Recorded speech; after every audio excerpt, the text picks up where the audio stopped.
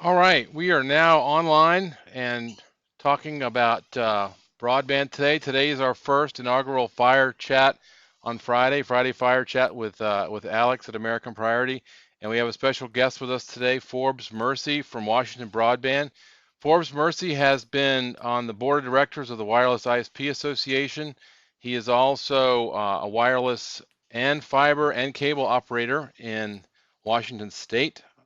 And we're going to talk about a couple of interesting topics today. We're going to talk a little bit about this week in broadband and also some things going on with 5G. So, Forbes, what is on your mind today?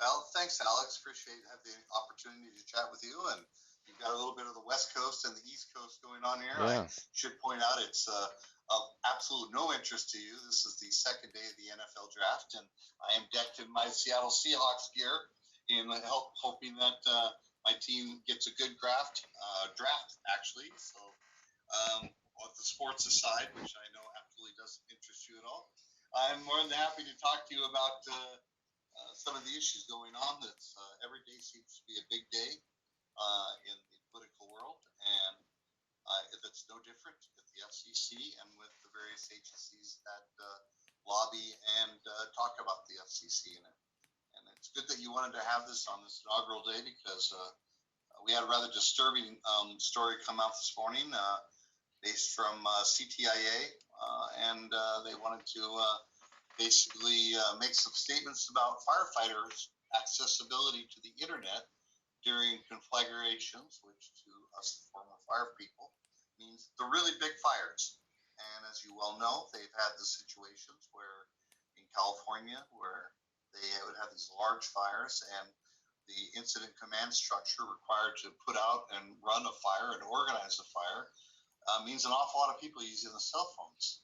Uh, they are not getting the opportunity to have access to those lines. And in fact, the plans that they routinely buy are subject to throttling. And so companies like Verizon and AT&T have been known to throttle the fire officers in the midst of a fire and therefore denying communications or slowing down data capabilities to organize and extinguish those fires. CTIA came out objecting to a potential rule that was offered by the FCC to give priority in the event of a fire. Um, and it begs two questions that I would immediately want to ask, one of which is don't they have the ability that they could commandeer the cellular network if they needed to? And the second, of course, is what happened to FirstNet? Billions of dollars, and AT&T won that award, and they're supposed to have a large nationwide network for situations like this. I'd like to know why this situation is even a consideration during a major fire when all hands are supposed to be on deck and everybody opens their doors from the Red Cross to the cellular networks to make sure that people's homes and lives are protected. Well, so CTIA, they are literally the wireless association for the mobile networks, and they represent lots of companies like AT&T and T and Verizon in DC for lobbying efforts and trying to get policy changes. So yeah, it's kind of interesting that we got these couple of things going on now with FirstNet, with AT&T having that contract, and conflicting things with regard to what these carriers can and cannot do when it comes to first responders. It's really kind of interesting. So, what do you think they should try to do as opposed to what you've noticed they're mentioning now? Well, I inadvertently said the FCC, but it is a California state law, not FCC, that would prohibit throttling of fire departments and other public safety agencies during emergencies. So, as they oppose the bill, they currently written says the bill's prohibition of throttling is too vague and that it should apply only when the U.S. president or California governor declares national emergencies or state emergencies, not when local governments declare emergencies. So, that's the clarification that they're trying to make. The group's letter also suggests that the industry would sue the state if the bill is passed in its current form. So, they're also going to tie it up in court. The CTIA is, and as you mentioned, they are the U.S. mobile industry's top lobbying group, and so they are the ones who are talking with AT&T, the very people who already have a contract to provide that FirstNet, and also Verizon's. It mentions even in the story and questions whatever happened to the FirstNet program. And in the end, it shouldn't the fire department be able to commandeer? This story that I read absolutely says everything I just mentioned. And for CTIA to have such poor ethics and say in an emergency, unless the governor or the president makes a designation, no commandeering is allowed. Well, I can tell you, as a retired fire chief, if I needed a vehicle to get to a fire, as a small town fire chief, I had the ability to do so because I'm trained to know when it serves the immediate need. And in the time that it would take for a fire department to find the governor who's on Hawaii, in vacation in Hawaii, or unavailable, that fire will have grown from incipient phase of a few hundred or thousand acres to 100,000 acres in a very short period of time when being pushed, especially by something like the Santa Ana wind, which is the predominant summer wind that causes the fires to spread so quickly. So in the time that it would take to to be declared an emergency, which is a political designation, the fire will have grown so large that it's now a conflagration, which means that there's major damage when it could have been stopped in its incipient phase, in its early phase, if they were able to simply say, what are you doing slowing us down? We need that data. It's no different than if we borrow somebody's water truck because it happens to be right there at the right time.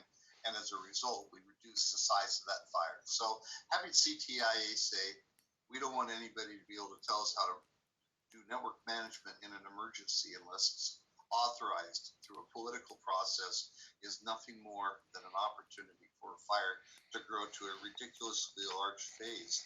And the threat of lawsuit against California for trying to slow them down should be reversible, where the lack of them giving full access to their networks should be suable to the mobile industry. And they don't mention that in the story at all.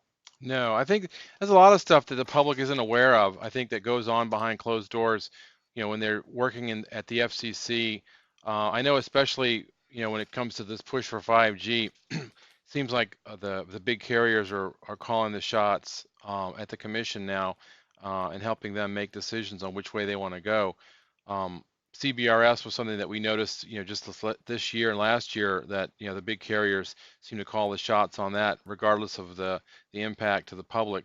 But so that brings me to this other topic. It seems like 5G seems to be, all the rage today, and people are asking these questions about, when am I going to get 5G in my area, and what does that mean to me? And a lot of folks think that it's going to be, when they got to 4G, their phones were faster, and they had, new features like high definition calling over the data networks, and Wi-Fi calling and things like that. But 5G is, being talked about as being this quantum leap almost, gigabit services.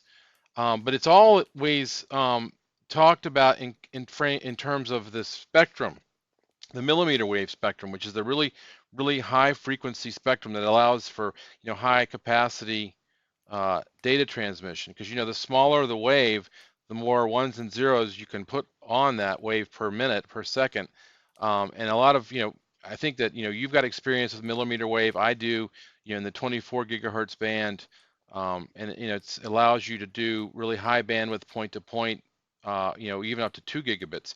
But in the world of millimeter wave and 5G, they're going to be using some other spectrum, 38 gigahertz, I think, and maybe something in the licensed 24 to 23 gigahertz band. So tell me, what's going to go wrong with that plan? Well, I think primarily what the biggest issue is that the United States has been approaching trying to get spectrum that they can use that is available, readily available. And as you know, the lower spectrum is taken already. It's used for a lot of different purposes and a lot of different organizations. Countries like China, of course, who don't care about private enterprise, they just go ahead and commandeer the lower end of the spectrum. So basically, what you said in a little more of a technical matter was the lower the spectrum, the greater the penetration. In other words, it can go through walls and it can go around corners and it can do things like that. So a lower spectrum millimeter wave, which would be the best method for 5G, um, sends less packets, but it also can go through things. The current spectrum that they've been looking for, which is way high in the gigahertz range, 60, 24 gigs and on up, is such a narrow signal that while it can handle more packets, it won't go through the elevator wall. It won't go through the building that's right next door. And that means that they have to build 20 to 30 times the number of towers that they currently have. Now, think about what your 4G is right now. Your 4G works fairly well if you're in an area where it's not too um, congested, like downtown Seattle. 4G, if you walk around a corner, you get 5 bars. If you walk around the next corner, it drops. So 4G in itself has already had problems with propagation, but at least it's been able to work because it's a lower cost radio out in the rural areas, and it gives 30 to 40 megs, which is usually more than adequate since the average internet user uses between 5 and 8 megabits. But we're all impressed with the everything's got to be gigabit, everything's got to be high. And 5G can deliver that because of, as you explained, the narrowness of the packets. But if the 5G requires 20 to 30 times more towers, they're not going to pay for that in a rural environment. They're only going to do that in an urban environment. So every time you see a company announcing 5G, notice that it's going to be in the middle of a downtown city. Notice that it's going to be very one or two things. Watching AT&T's commercials where they have, look at our 5G evolution network, and they have one tower that's running it in one city, and maybe that's expanded to two or three by now, to two or three towers, not cities. But they're finding already that the propagation is not there, that it drops immediately. And so at those high spectrums, it's not ever going to be out here in the rural areas because the towers would have to be every mile or two, and that's just not going to happen in rural America. So I've always been of the belief that they should have made 4G work first Mm. everywhere before they started pouring, billions of dollars and all of the PR that they do into just adding a 5G number, because they didn't even get 4G right in the first place. Well, it's my understanding when the CBRS was being discussed at the commission that originally it was supposed to be an innovation band, and then 5G sort of took it over, and companies or organizations like CTIA were telling the commission that they were going to address rural broadband with this, and they've done some rural tests with the millimeter wave, and I think that's been kind of a joke because it's just a stunt. Everybody knows that anything in the millimeter wave, 38, 24, and up to 60 and 80 is just not going to work in foliage. It's not going to work in building penetration, and so it's going to require a lot more coverage. Now that's where they get their spin, on we're going to do gigabit. But my findings on the 5G is that in most rural areas, places that have relatively adequate 4G coverage today may see a 5 to 15% increase in speed. However, as you know, being in the business of wireless, as you get to the higher link rates, which is your higher data rates, you need a higher level of signal quality. And so that means to me that those 5G coverage areas are going to be significantly smaller than the 4G coverages are today. That's why you always fall back to 3G, because 3G requires the least amount of signal of those three models. And so 3G is always your fallback, which is always dreadfully slow. So Right. I imagine that what we're going to see with 5G in these urban areas and most of the areas that are not high concentration of population is about the same, if not worse, coverage, with some people getting some significantly faster speeds, which to me is also going to result in people using, up the bandwidth more. So the average user, when they want to do something at 5G, will probably find out that bandwidth is unavailable. So it's going to require a considerably large amount of fiber to build out to these towers to be able to service them the way that they're talking about doing today. But here's something interesting. So I went to last year. I went to an AT&T sponsored event that was talking about all the different reasons why 5G was important.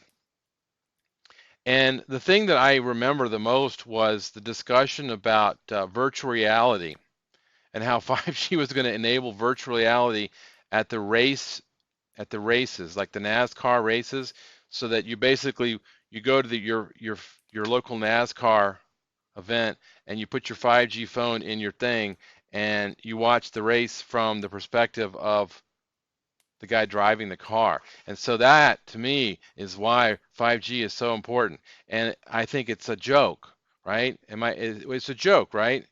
It's got to be a joke. And not only that, they leave out one simple thing, a point that you brought up that is so important.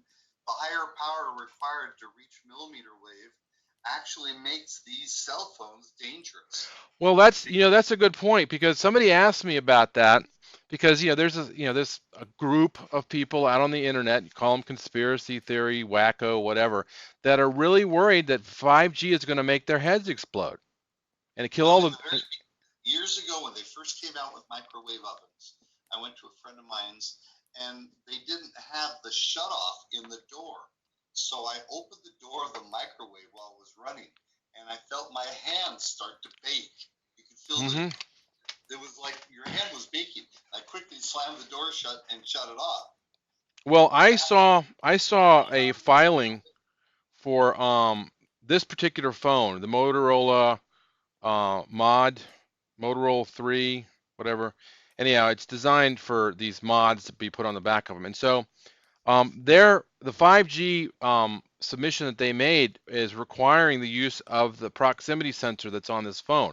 Every proximity sensor every phone has a proximity sensor so that when you put on your face, you're not dialing or hanging up on people. It shuts off a certain aspect of the phone function. But this particular case is designed to use their smart antenna and only broadcast it in the direction that your head isn't. So they assume that when your phone is up by your head, proximity says don't broadcast this way. So all I can say is that that would be bad if it did broadcast. So it's going to broadcast in my hand. It's going to broadcast in the person sitting next to me in the car or at my house. And I don't know. It just seems like, that's also a fault in the process there because, these are just computers, right? That's what these smartphones are. They're computers, and they get compromised with viruses today. So what happens if somebody gets a virus and all of a sudden that function of their phone is compromised, and now they're 5Ging their brains out, you know? yep, we're going to fry a lot of brains. We're going to have an increase in cancer likely and brain cancer. And I think a lot of those studies, which if you look in the right place, not on the paranoid sites, you're seeing scientists who are already talking about the extent of millimeter wave. And that term in itself basically think microwave is being transmitted into people. And they've kept the power really low. And that was good because that's why we've been doing okay. But once again, these closer together towers and this mid spectrum, mid upper spectrum requires a higher amount of power to get to it. And that means that the mobile devices are going to have to be higher power. It wouldn't surprise me if some study one day doesn't force us to have to use hands free to talk on our phones so that it's not near our heads. We already know from the studies what happens when women store their phones in their bras, that they have a dramatic increase in possibility for breast cancer. So we're already playing with fire. Well, And these are going to be even higher powered phones on a higher frequency that they haven't even studied to see how that particular spectrum would propagate into the human body. so here's the thing that really really busts my chops because the FCC has sort of bought this one hook, line, and sinker, and that is this whole marketing of 5G. So I'm looking at this. I got this web page up. You can't see it, but so I told you about what I thought was a joke. That you can go to the NASCAR and 5G was going to enable this innovation that everybody was really dying for. And that's not a joke because I've got this marketing information up here. And so virtual reality has been talked about as being one of the hallmarks of 5G. Um, Smart cars and self-driving cars, smart energy, healthcare. I mean, the public is being fed this this line that 5G is going to make their life better. And you and I have been in the fixed wireless business for what, 15, 20 years now. And we don't use 5G, and we've been delivering services actually off of products developed off of Wi-Fi technology. Wi-Fi 6 is something that's coming out next, and it's supposed to be, really fast, gigabit stuff. And so, it really bugs me that, the commission, WISPA has been probably the most effective under budgeted, underfunded advocacy group representing small business in DC. And in a matter of 1 year, 5G came around, and these carriers, these big carriers, CTIA and the like, representing Verizon, AT&T, and other companies like them, basically came and took our arguments for fixed wireless and providing services out in rural areas using this technology, and co-opted everything we've done. And I feel like we've been completely left out in the cold as an industry, who has been, basically solving broadband. Because I'm sorry, but being able to have a smart car that drives itself is really low on my list. In fact, it's like so low, it's never going to happen. My car is never going to be networked. All right? Give me a break. Who wants a car that somebody in their underwear on the other side of the planet can log into and slam the brakes while I'm driving 60 miles an hour down the highway without telling me, or turn the wheel because I have servos on my car. Okay, I have computers in my car that control my steering wheel. When it sees the curve, it turns the wheel for me. It's not self-driving, but it's also not networked, and I like that. So self-driving network cars not going to happen in my smart energy. Okay, so all this time we were waiting for 5G for them to get my meter hooked up to a network so they could make it smart. That's a line. That's crap. That's complete Already, fabrication. it's already done at 900 megahertz. I Almost know. all cities have 900 megahertz monitored houses that they could easily already do that. They're just trying to sell this because this is the effort by the national companies to take over all of the spectrum. So everybody had based on they sold off all of the low spectrum stuff by auction, giving the FCC billions of dollars of money. And then WISPA came along and said, how about the CBRS, the 3.5% spectrum? And then the 5G services were going, we've really done these studies down. That stuff that's 60 gigahertz and higher isn't going to work. So we need mid band. So that stuff that WISPA wants, that 3.5 stuff, we need it now for our auction. So now they're saying, okay, high band didn't work. We bought low band for 4G. It's not working apparently. And I can tell you they're not sharing any of that with rural companies. And now the only spectrum that's really left to keep fixed wireless in business is the mid-band spectrum. And they have so sold the commissioners that O'Reilly is disappointed that the delay of the mid 3.5 auction isn't happening until 2020 because that's when the chairman moved it back to. And Rosenworcel already says that we need to migrate away from the other spectrums that they have already bought straight to 3.5. This is a hostile takeover of the entire spectrum. So to put that in human terms for people who don't understand technology, the airwaves are the National Park Service. And right now it's bad enough that AT&T owns the Alaskan parks and owns the Grand Canyon. Now they want to have Yosemite as well.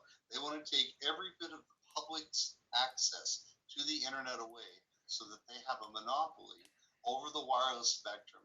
Whether they deploy it or not is immaterial, but that's what they're spending it for marketing wise to make sure that there's nothing left for any competition, and therefore they can set the prices wherever they want. That's what this is 5G is all about. Yeah, it was a psych out. It was to get people all spun up on this race, okay? And everybody likes to win the race, you know. And but the thing that completely, floors me too that no one is talking about. All this time, the carriers were talking about all the money they were going to invest. I mean, 250 whatever $billion they were going to invest, and it was going to create 3 million jobs, and it was going to have this $200 billion effect on the GDP.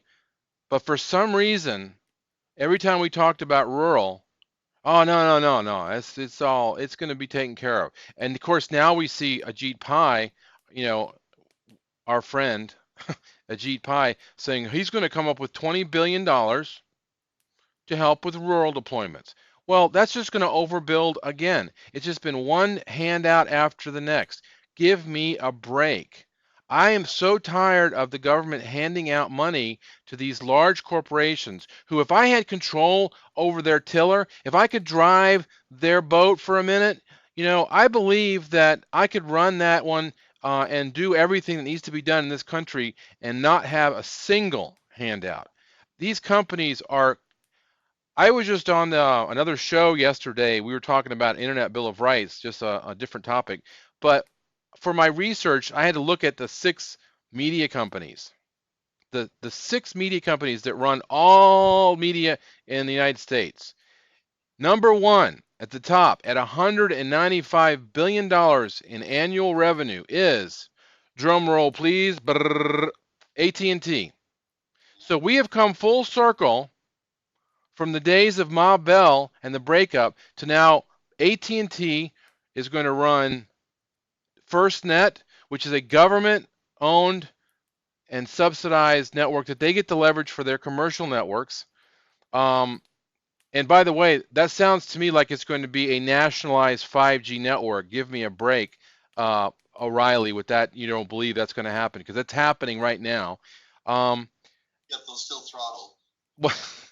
and they're getting basically they got a 180-degree turnaround on CBRS. So now the innovation spectrum is just the same as it always has been spectrum, and small operators are screwed. But WISPA did a good job of partnering with the small to medium-sized cable and telephone companies who are still getting CAF money and competing with our members, so that they're getting a good deal now. So CBRS has been scaled back thanks to WISPA's efforts to just to our competitors, common denominator, and now they're getting ready to get another handout in $20 billion for rural deployment, which is where we live essentially, and nobody's doing anything about it. I mean, I talk with people at WISPA in the executive parts of it, the president of WISPA, and they're doing this thing. And the last thing I had a discussion with them about was this partnering with the U.S. Telecom on helping make the rules a little bit better for the CAF recipients, the CAF 2 recipients, the reverse auction. Again, 15 members of WISPA were winners on that one, but that's the top 20%. And the 80% are getting helped, are not getting helped. They're getting actually hurt by this situation by making it easier for these ILECs, rural ILECs. So I just don't understand what's going on anymore because it's just like we're living in this weird reality where I can just make anything up I want at the government as long as I'm a big corporation and I get whatever I want. It's not a Republican thing. It's not a Democrat thing. No. President Obama offered $7 billion through NTIA to phone companies because they did not believe in the internet in the beginning. So they tried to make the internet work on copper and couldn't. So they handed them $7 billion. They didn't make the internet any more accessible to rural America than before they started. They just gave most of that money back to their stockholders. And now we've got 20 billion from President Trump, who is saying, I'm going to subsidize even more of this technology, which didn't get built when they were given $7 billion before. And you know that a huge percentage of that money is going back to the stockholders of these corporations and not being used for actual deployment like they would be if they were actually giving $1 million to a local ISP who's been serving this area for years, and he builds the entire rural area out instead of saying $20 billion, and then $4 billion of that goes back to the stockholders for that major corporation. This isn't about party or anything like that. It's about money and the government picking the winners. And the government's not supposed to pick the winners. It's supposed to help people that have already got a track record of success and ambition to say, hey, can we help you out with something? But that's not what this is about. It's about how many billions can we give in auction money to the FCC so they stay independent and don't have to ask Congress for money. And now in return, what would you like? So the FCC is all politically driven, no longer driven in the technical sense of how to help truly rural people to get internet. And 5G is just a farce of trying to bring higher speeds to the city that people don't even use right now and won't be using for some time. I say they should just jump back to 4G, make the whole country work on 4G. And Yeah. I'd be happy with that, even if that was my competition. At least I know that I can depend on them everywhere. But it's just a big joke. Yes, and it's not even funny. Right. It's a bad joke. It's a very bad joke. I'd rather hear a lawyer joke. Where's Steve when you need him? He's got the best lawyer jokes, right? Steve Coran. Absolutely. Absolutely Well, right. so I guess, I'm gonna, this is a video that this is the kind of stuff I want to talk about because I want to put this on social media because the public is just completely lost. They have been lied to for so long about so many different things. Um, I found it humorous when 4G started, coming out and people were buying these jetpacks. You probably had a lot of stories about this. Customer signs up, they're getting 3 meg service from you, and then they cancel and they say, I'm gonna go get a jetpack. I'm gonna get this jetpack. It's so much faster than your service. And then like, the next month, if that long, they're calling you up going, I need you to hook it back up because I've got $1,000 bill coming from whoever cellular company. I mean, I had people had $1,200 cell phone bills the first Yep. month. Well, Spectrum out here, as you know, is the cable company. Their Charter, the old Charter. They resell Verizon now and call it, and they white label it as Spectrum Mobile. Then they advertise $40 a month, which is far less than I would be paying for Verizon for the same thing. But one of my very close friends called me yesterday and said she asked for that kind of phone because she trusted it more than consumer cellular for some reason. And anyway, they came out and an independent person without even who was a contracted person by Spectrum came out. And by the time they were done, they had hooked her up to cable TV, internet, and to phone. And all she wanted was the phone, but she was 93 years old, and the guy was extraordinarily pushy and predatory. So these large corporations that people trust because they advertise a lot are actually the worst of the people. They have nothing but ambitions of owning everything and taking over everything. And people who don't give their local internet companies and their local providers the first opportunity to realize that we can't lie to you because we live down the street from you, and they're not giving those people a chance. They're believing the advertising. They're believing the indoctrination of the need for the highest speeds when you don't even use it. Well, yeah, It's and it's where the country has become in not trusting your neighbor over somebody who is clearly selling you snake oil. I think that illustrates though a point. So last year I begged and pleaded with the WISPA board. I was off the board and I begged with them to change the direction that they were doing as far as their argument with CBRS, because it was really mostly about, small businesses great for rural, and the big businesses are okay for the big cities, and that was basically the sentiment of their argument. And it was a doomed argument because the carriers have been telling the FCC in their ear, no, no, no, we got you covered there. We'll take care of the rural areas because they knew that eventually they would get funding for it. But it's this thing called diversity of competition, and I actually filed, my petition at the FCC about that, and it's the idea that small business needs to be part of the ecology of broadband economics, regardless of whether big business is there or not, because inevitably, a big business and their cookie cutter mentality where they do everything based on, the way they do it nationwide, doesn't always meet the needs of everybody. And so, especially in these rural areas where there are literally special needs, you've got people that have special rural type businesses. You got farming businesses. You got certain type of agricultural and manufacturing businesses, and um, being able to accommodate, the customer that has, they buy a package um, that you have set up as 25 megs down, 3 megs up, and then they say, well, I've got like 10 cameras and we need to be able to monitor it from our remote locations, and so can you increase the capacity of the upload? Well, you call Comcast, or whoever, and it's like, walk, no, it's, you get what you get. But with you or me or any other small carrier, in these rural areas, they can accommodate the needs of the customer as needed. And so I think that the commission needs to understand that they need small business to meet the needs of their constituency. And they're obligated to service. They are the custodians of public spectrum, and their public is everybody, and that includes people in rural areas. And so when they forget about the need for diversity of competition like that, they're really doing a disservice to the public. especially since it's technical.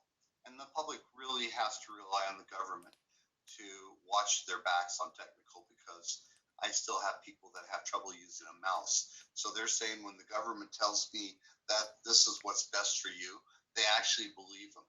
And when you've got Chairman Pai, who's from Verizon, and Chairman or Commissioner O'Reilly, who is a sure shot for AT&T, and all these people who are in the pockets of these people and no longer care about the service delivery, but more about how it's going to benefit their friends in the big companies. And that money is now the primary motivator.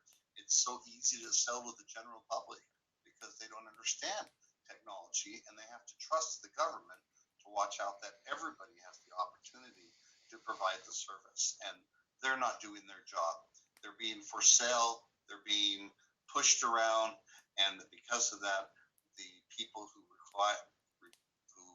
relied on the government to be their technical protectors are not doing their jobs. So that's just unfortunately, it's like the Sprint T-Mobile merger.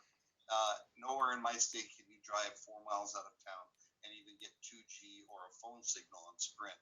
Yet they're going to be the new 5G rural companies. This is the kind of media PR BS that is fooling the public into thinking that monopolizing, reducing choices, subsidizing, picking the winners, all of those things that are happening in live time right now are somehow good for the taxpayer and good for the citizen, and it's not. Right. And and you were right. It's not a political thing. When the Democrats were in charge of the White House and Congress, they were more focused on providing or making regulations that really pushed small business out and gave big business is an advantage because they have lawyers, lots and lots and lots of lawyers. And then the Republicans who want to deregulate sounds good, but then they want to give it all away again back to the big businesses. And so the bottom line common denominator is that whether you're a Republican or a Democrat, you need big businesses to give you money for your campaigns, and you're going to do whatever you can within the framework of your philosophy to help them. And so, where small businesses have been using, what I think I started this in 2000s doing wireless, building stuff, and starting to basically deliver T1s and better than T1 services back in the early 2000s. And companies like yours and mine were going out there and putting broadband out in the rural areas. And this is the thanks we get. We get the thanks, and have a good day. We don't need you anymore. Well, I started dial-up in 1994 as the first provider in my town, and I remember talking to the head of the technical division of the FCC, and Julie Knapp, and him saying, we're going to give you spectrum. We're going to help you guys out because you're the only ones willing to give internet to the rural parts of this country. But you do understand we're giving you free unlicensed spectrum, and that's our gift to you so that you will get the internet out to the public. But we fully expect that at some point you'll have enough customers to be making enough money that you'll be able to buy some spectrum from us so we can make some money on you. And it would have been fantastic if that's the attitude that the FCC maintained. But that's not what happened. What happened was, as soon as the spectrum became purchasable, if that's a word, by small business providers, the large guys came in and said, no, we want it all. And we'll give you $1 billion for it, and not, lease it for you, or give it the opportunity. Now, we're not going to build out there, but we need to just warehouse that spectrum so that we don't have competitors. So the FCC lied. They Yeah, told us we would have the chance to get licensed spectrum. They told us we would have the opportunity in exchange for us making the internet available in the first place, as we were the ones who did it long before AT&T and Verizon or Comcast were even in business. So we were the ones out there making the internet popular, and our reward was for them to lie to us about giving us the ability to buy spectrum and have protected areas ourselves so we could continue to serve our existing customers. And now all I get is phone calls every day from somebody saying, I got to switch to this mobile hotspot because you can't keep protecting me because the unlicensed spectrum has become junk spectrum thanks to the router companies. But that's what we're going to talk about next time, because I think we're getting pretty close to out of time there. yeah, yeah, yep. CBRS was supposed to be the promise of that, that licensed spectrum that we had waited for from the FCC, and then one day, 180 degrees, boom, and it was lost. I mean, WISPA spent the most amount of money ever in that spectrum, that time and effort at Wind Forum, hiring staff, allocating funds of membership, and ended up getting really bupkis. So, yeah, sure. It was good to talk to you, Forbes. We talk a lot, but this is a good time for us to talk in front of the public and let everybody see what's going on. And we're going to do this every Friday. We're going to have Friday Fireside Chat. I'll be putting it up on my social media. We'll be talking about broadband other times. Sometimes we'll be talking about other issues going on. Maybe a little bit about internet bill of rights and censorship. But I want to thank you, Forbes, for taking your Friday afternoon off from your busy schedule. I know you're really busy, and we will talk again. Alex, thanks for the opportunity to share opinions, and we certainly have worked for the same common cause for some time. And thanks for the opportunity to talk to the public as well. And as my hero Russell Wilson would say, go Hawks. Right on. Okay. Bye. I